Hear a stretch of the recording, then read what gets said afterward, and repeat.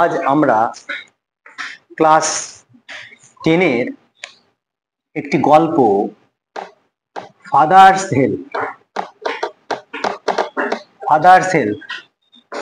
এটি আলোচনা করব এবং এখান থেকে প্রশ্ন দেব। Father's help is a simple and funny story. এই ফাদার্স হেল্প মানে পিতার সাহায্য, এই গল্পটি একটি সরল এবং মজার গল্প,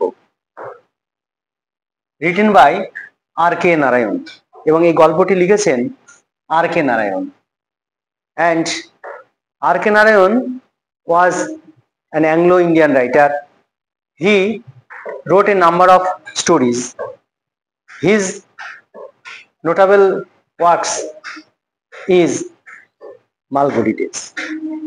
আর.কে. নারায়ণ একজন ভারতীয় বংশোদ্ভূত একজন নামকরা লেখক, যার জন্ম হয়েছিল দক্ষিণ ভারতে, এবং তার পুরো নাম রশিপুরাম কৃষ্ণস্বামী নারায়ণ, এবং তার বিখ্যাত গল্প মালগুড়ি ডেজ, এবং সেখান থেকেই আমাদের এই পাঠ্যটা নেওয়া হয়েছে। The title of the story is father's help, আর এই গল্পটির নাম দেওয়া হয়েছে পিতার সাহায্য, ফাদার্স হেল্প। এখানে আমরা যে সমস্ত চরিত্রগুলি পেয়েছি তাদের মধ্যে রয়েছে মালগুড়ি ডেজ এর যে চরিত্র, সেখানে Swaminathan, who is known as Swaminathan নামে একটি চরিত্র, যাকে আমরা স্বামী নামে চিনি। হিজ ফাদার, তার বাবা। হিজ মাদার, তার মা। His mother, and the name Samuel, who is an arithmetic teacher and the headmaster. But all characters are not alive. এখানে সমস্ত চরিত্রগুলোকেই আমরা স্থিরভাবে পাই না, তবে নামগুলো আমাদের মনে রাখা দরকার, কারণ যে সমস্ত কোশ্চেনগুলো আমরা করব সেখানে আমাদের এগুলো দরকার। এই গল্পটি ফাদার্স হেল্প, এই গল্পটা 3টে ভাগে ভাগ করা হয়েছে। The story is divided into 3 phases. আজ আমরা প্রথম ফেজ বা প্রথম পার্ট নিয়ে আলোচনা করব।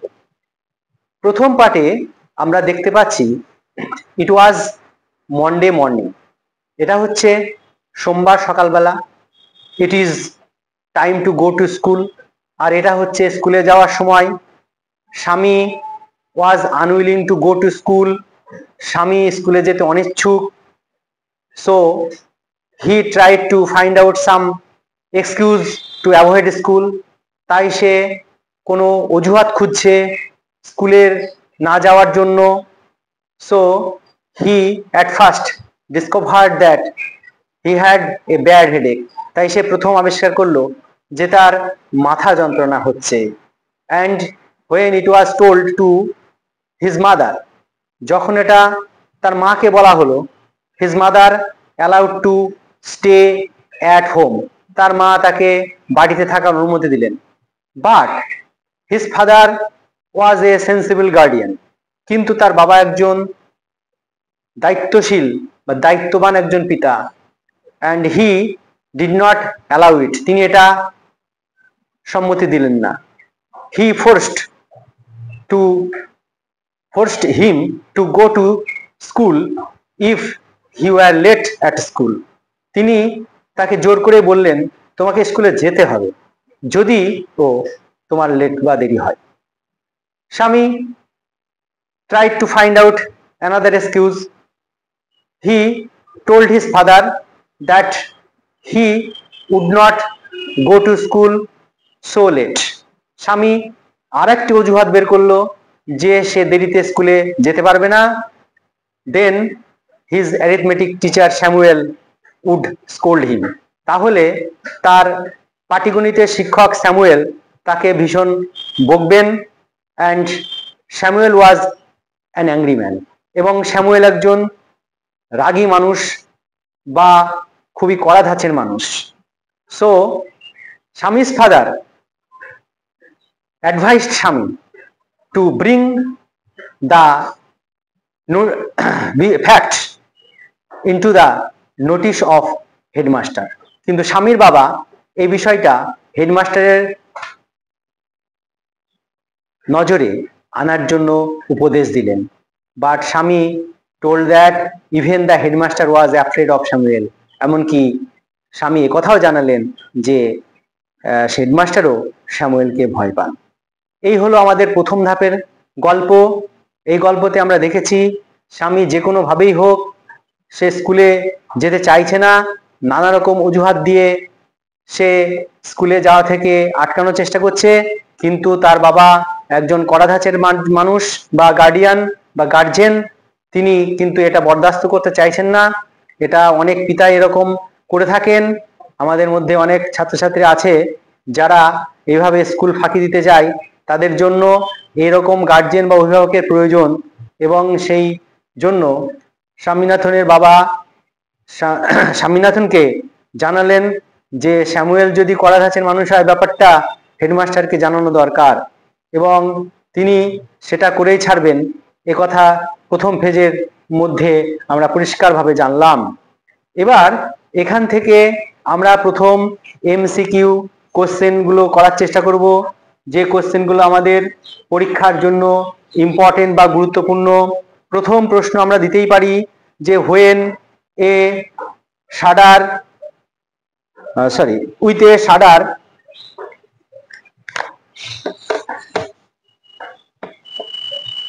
শাডার স্বামী felt that it was dash.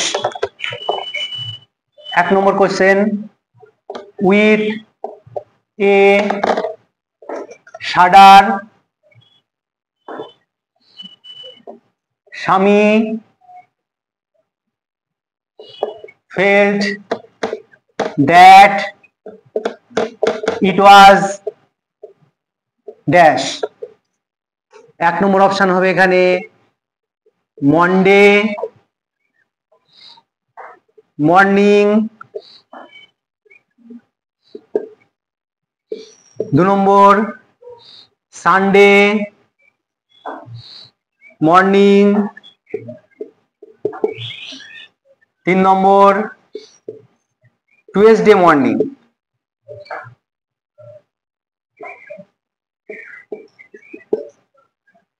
উত্তরটা তোমাদের প্রত্যেকেরই জানা আছে যে কাঁপতে কাঁপতে স্বামী বুঝলো যে এটা ছিল কবেকার সকাল, সোমবারের সকাল। তাহলে সোমবারে তো আমরা টিক চিহ্ন দিয়ে দিই আপাতত। তারপরে সেকেন্ড এমসিকিউ কোশ্চেন আমরা এখান থেকে পেতে পারি, হোয়েন স্বামী ought to have been in the school prayer hall.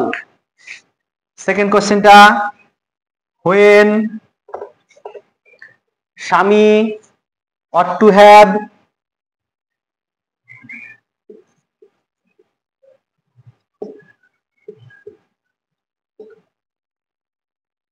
have in the school prayer hall. In the school prayer hall. কখন স্বামী স্কুলে প্রার্থনা কক্ষে থাকে, তাহলে সেই সময়ে যখন স্বামী বিদ্যালয়ের প্রার্থনা কক্ষে থাকে তখন সে শুয়েছিল। আর একটু কোশ্চেন দিতে হবে সঙ্গে, হি ওয়াজ লাইং, শুয়েছিল কোথায় শুয়েছিল, অন দা ড্যাশ, এখানে 1 নম্বর অপশন দিতে হবে বেঞ্চ, বেঞ্চে শুয়েছিল। 2 নম্বর আমরা বেড বলে দিই, আর 3 নম্বর বলে দিই টেবিল। তাহলে যখন প্রার্থনা কক্ষে স্বামীনাথনের থাকার কথা সেই সময় সে শুয়েছিল কোথায়, বেঞ্চে শুয়েছিল। তাহলে বেঞ্চটাকে রাইট করলাম। এবার আমরা পরের প্রশ্ন মানে 3 নম্বর প্রশ্নটা লিখব।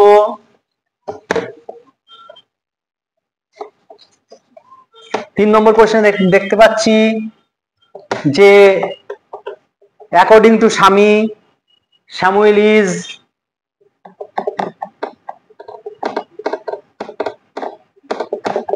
according to Shami, Samuel is specially angry with the boy, specially angry with the boy boys who are dash। তাহলে এখানে কি অপশন আমরা দিতে পারি? এখানে দিতে পারি অ্যাবসেন্ট, যারা অনুপস্থিত থাকে। 2 নম্বর ইনঅ্যাটেন্টিভ, অমনোযোগী, অমনোযোগী।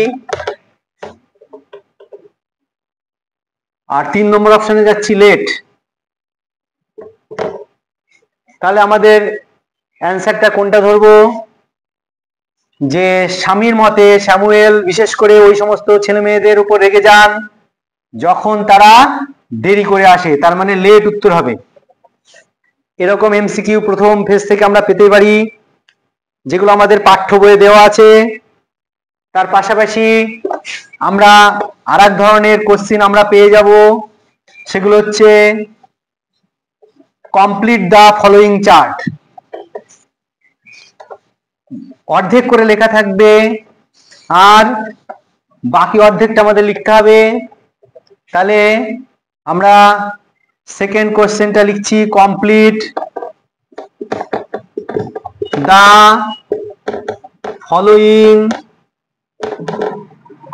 চার্ট। নিচে যে চার্টটা দেওয়া আছে সেটাকে সম্পূর্ণ করতে হবে। সেটা কেমন হতে পারে? যেমন একটা চার্ট এরকম আমরা তৈরি করতে পারি, সেখানে 1 নম্বরে আমাদের লিখতে পারি টাইম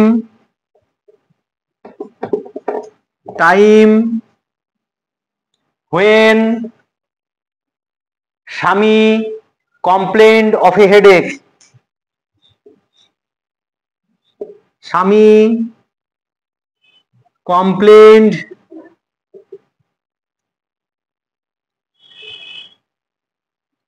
of a headache। এখানে তার উত্তরটা দিতে হবে কোন সময়ে স্বামী মাথা যন্ত্রণার কথা জানিয়েছিল। at 9 o'clock in the morning, এটাই হবে উত্তর। তাহলে উত্তর কি হবে? at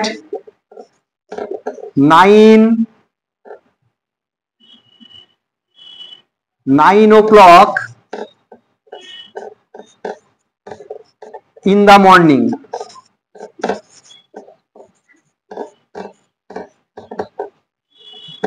at 9 o'clock in the morning। তাহলে প্রথম প্রশ্নের উত্তরটা এরকম পেলাম, টাইম হোয়েন স্বামী কমপ্লেন্ড অফ এ হেডেক, কখন স্বামী মাথা যন্ত্রণার অভিযোগ জানিয়েছিল। তাহলে তার উত্তরটা আমরা পাচ্ছি at 9 o'clock in the morning। এইভাবে আর একটা কোশ্চেন আমরা পেতে পারি।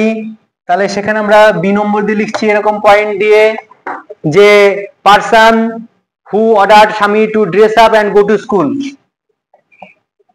person who ordered Shami to dress up and go to school। কে স্বামীকে বলে আদেশ করেছিল পোশাক পরে স্কুলে যাওয়ার জন্য? নিশ্চয়ই স্বামীর ফাদার লিখবো, স্বামীর ফাদার, কারণ শুধু ফাদার লিখলে পরে কার বাবা এটা বুঝতে অসুবিধা হবে। তাহলে টিচারদেরকে আমাদের জানাতে হবে পরিষ্কার করে বাবাটা কার? স্বামীর বাবা। তাহলে স্বামীর ফাদার, এই কথাটা আমরা লিখে নেব। এবার পরবর্তী আরেকটা কোশ্চেন আমরা এর সঙ্গে টেক্সট বইতে আমাদের দেওয়া আছে, সেটাই আমি লিখছি। থার্ড কোশ্চেন যেটা দেওয়া আছে যে name of the teacher mention by Swami. Name of the teacher mentioned মানে উল্লেখ করা, মেনশনড বাই স্বামী। তাহলে স্বামী এখানে যে শিক্ষকের কথা বলেছেন তার নাম লিখতে বলেছে। তাহলে তার নাম কি? সবাই পারবে এটা, স্যামুয়েল। স্যামুয়েল। ইনি কিসের শিক্ষক লিখলে পাশে ভালো হয়, না লিখলেও কোনো ব্যাপার নয়। অ্যান অ্যারিথমেটিক, অ্যারিথমেটিক টিচার, একজন পাটিগণিতের শিক্ষক, এই কথাটা আমরা লিখতে পারি। এই হলো আমাদের কিছু কোশ্চেন। এর পাশাপাশি আমরা আরো একটা কোশ্চেন আমরা পাবো, সেটা হচ্ছে ট্রু ফলস। ট্রু ফলস এর কোশ্চেন গুলো তার সঙ্গে আমাদের সাপোর্টিং সেন্টেন্সও লিখতে হয়। সেটা প্যাসেজ থেকে বা বই থেকে আমাদের খুঁজে নিয়ে লিখতে হয়, কারণ ট্রু ফলসে আমাদের 2 নম্বর করে লেখা হয়। সেখানে ট্রু ফলসের জন্য 1 নম্বর হচ্ছে ট্রু বা ফলস, এটা সত্যি হলে পাওয়া যায়, আর সাপোর্টিং সেন্টেন্সের জন্য 1 নম্বর পাওয়া যায়। তবে পরীক্ষায় যদি ট্রু ফলস ভুল হয়, সত্য বা মিথ্যা লেখা যদি ভুল হয়, তাহলে কোনো নম্বরই পাওয়া যায় না, কারণ সেখানে 0 হয়ে যায়। আর যদি ট্রু ফলস ঠিক হয়, সাপোর্টিং সেন্টেন্স ভুল হয়, তাহলে 1 নম্বর পাবে। এই কথাটা মনে রাখতে হবে সবাইকে। তাহলে আমরা প্রথম একটা ট্রু ফলস এর কোশ্চেন দিচ্ছি।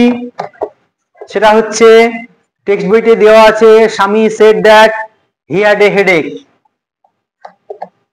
স্বামী said that he had a headache. He had a headache. এরকম দিয়ে পাশে একটা বক্স দেওয়া থাকবে, সাপোর্টিং সেন্টেন্স তলায় লিখবে এসএস দিয়ে। এসএস মানে সাপোর্টিং সেন্টেন্স। তাহলে স্বামী বলেছিল যে তার মাথা যন্ত্রণা হচ্ছে, কথাটা সত্যি না মিথ্যা? তাহলে আমাদের কোশ্চেন দেখবো কিভাবে লেখা আছে। যদি বলা হয় যে ট্রু কথাটি লেখো, তাহলে ট্রু লিখতে হবে।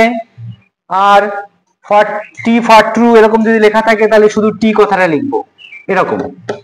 আর তার সঙ্গে আমাদের সাপোর্টিং সেন্টেন্সটা লিখবো, স্বামী ওয়েল্ড আই হ্যাভ এ হেডেক, এই লাইনটা আমরা লিখবো। তাহলে কি লিখবো সাপোর্টিং সেন্টেন্স? স্বামী ওয়েল্ড, এই লাইনটা খুঁজে নেবো ওখানে, কমা, কমা দিয়ে কোটেশনের মধ্যে কি লিখবো? I have a headache.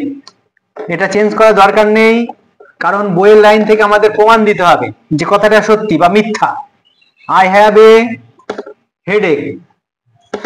অনেক সময় দেখা যায় পরিপূর্ণ উত্তর এখানে পাওয়া যাচ্ছে না, সেক্ষেত্রে আমাদের বানানো ছাড়া উপায় নেই। কিন্তু যদি কোনো ক্লু বা কোনো শব্দ বা কোনো ফ্রেজ বা শব্দগুচ্ছ যদি থাকে, তাহলে সেটাই আমাদের সাপোর্টিং সেন্টেন্স হবে। তাছাড়া আমাদের বানিয়ে লেখা সম্ভব নয়। বানিয়ে লিখবো তখনই যখন উত্তরটা ওর মধ্যে পরিষ্কার ভাবে দেওয়া থাকবে না, তখন আমরা এরকম উত্তর লিখবো। তাহলে এবার দ্বিতীয় কোশ্চেনটা দেওয়া যাক। দ্বিতীয় কোশ্চেনটা তোমরা দেখে নাও বইতে কি দেওয়া আছে। স্বামী was lying in his father's room. তাহলে স্বামী ওয়াজ লাইং মানে স্বামী শুয়েছিল, ইন হিজ ফাদার্স রুম। এটা তোমরা পরিষ্কার বুঝতে পারছো যে কথাটা সম্পূর্ণ মিথ্যে, কারণ আমরা গল্পের শুরুতেই পেয়েছিলাম যে স্বামীর মা তাকে অ্যালাউ করেছিলেন যে বাড়িতে থাকার জন্য, আর তাকে তার মায়ের ঘরে বেঞ্চে শুয়ে থাকতে হয়েছিল। তাহলে এখানে নিশ্চয়ই কথাটা ভুল। তাহলে এফ লিখতে হবে বা ফলস কথাটা বানান করে লিখতে হবে, তাহলে তার সাপোর্ট